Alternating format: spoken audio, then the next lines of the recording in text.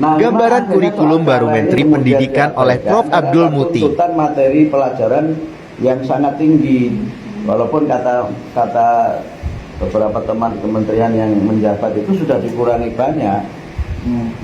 Nah, karena itu maka apa? Materi pelajarannya dikurangi, sehingga materi pelajarannya itu mungkin ringan gitu, tetapi cara menjelaskannya itu mendalam. Nah, sehingga dengan cara itu maka guru bisa berimprovisasi, murid bisa berkembang pemikirannya. Nah, itu yang nanti ini tak bocori ya.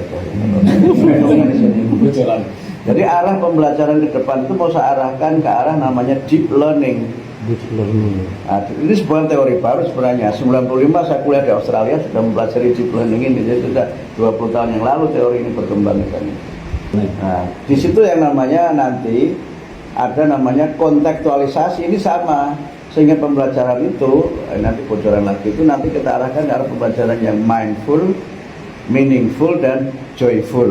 Nah, nanti disebutnya pelajaran namanya pelajaran yang full. Bukan full sama. Full. Jadi nanti kurikulumnya kurikulum full. Nanti for example mindful apa? Nah, ini baru mau saya jelaskan. Baik. Jadi mindful itu domainnya ada dua. Nah, harusnya bisa 3 tapi 2 aja. Mind itu artinya kita sadar. Kita sadar, murid kita tuh beda-beda. Jadi mindful itu artinya sadar.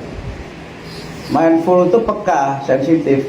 Jadi murid kita ini jangan kita anggap sama, kita harus sadar itu mereka ini nggak sama. Nah, yang kedua, mindful itu adalah pembelajaran yang mendorong murid untuk selama belajar itu berpikir. Berpikir sehingga selama proses belajar itu dia didorong untuk terlibat. Jadi misalnya tadi Kak Bapak tiba-tiba menanya di tengah, itu jangan dihentikan gitu. Nah, baru nanti kalau pertanyaan tidak relevan nanti diarahkan. Tapi kalau relevan jangan dihentikan. Misalnya nih guru agama ya menjelaskan apa jenis-jenis air gitu kan. Air ada banyak gitu kan. Ada air apa. Bisa saja dimulai dari situ. Air ada banyak apa gitu kan. Tapi nanti diarahkan, nah itu air dalam hubungannya dengan kehidupan sehari-hari.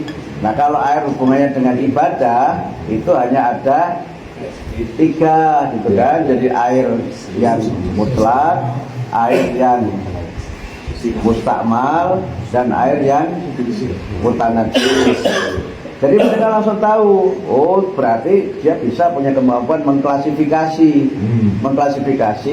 sesuatu berdasarkan pengelompokannya. Mungkin dia bisa jawab juga air got, begitu kan? Nggak apa-apa untuk tahap awal, nggak apa-apa, namanya eksplorasi. Itu, oh air apa namanya?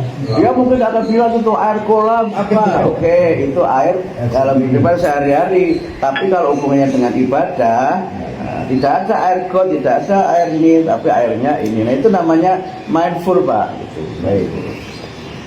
Mindful. Jadi ngajar saya. Yang kedua itu meaningful. Dia itu tahu saya belajar ini tujuannya untuk apa? Gunanya saya belajar ini itu untuk apa? Nah itu yang seringkali nggak diajarkan. Sehingga mereka itu belajar, pokoknya belajar aja. Sehingga kadang-kadang guru datang, anak-anak kita buka halaman 13 gitu. Terus untuk apa dibuka halaman 13? Kenapa tidak 14? Gitu. Lalu apa yang dia pelajari, gunanya itu apa? Misalnya kenapa dia harus memahami penambahan, pengurangan, penjumlahan, pembagian? Itu untuk apa itu? Sehingga karena dia tidak menemukan gunanya ilmu yang dia pelajari itu, maka motivasinya menjadi kurang. Nah, karena itu maka menjelaskan maksud dari apa yang dipelajari dan kemudian menjelaskan manfaat dari yang dipelajari itu yang membuat pembelajaran menjadi joyful, menjadi menyenangkan. Nah, karena itu saya pakai istilah joyful, bukan fun learning. Karena istilah fun learning itu juga sudah menyimpang di lapangan menjadi funny learning gitu. Yang penting lucu. Padahal menggembirakan tidak selalu lucu.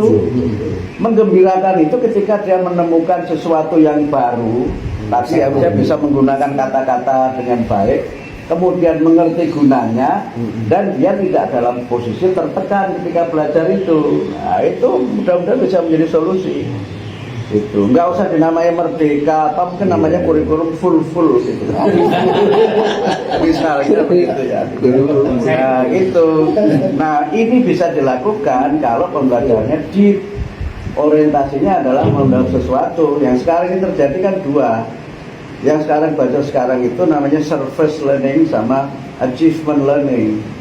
Belajar yang orientasinya itu pokoknya yang penting diajarkan hanya di permukaan, surface itu kan di permukaan.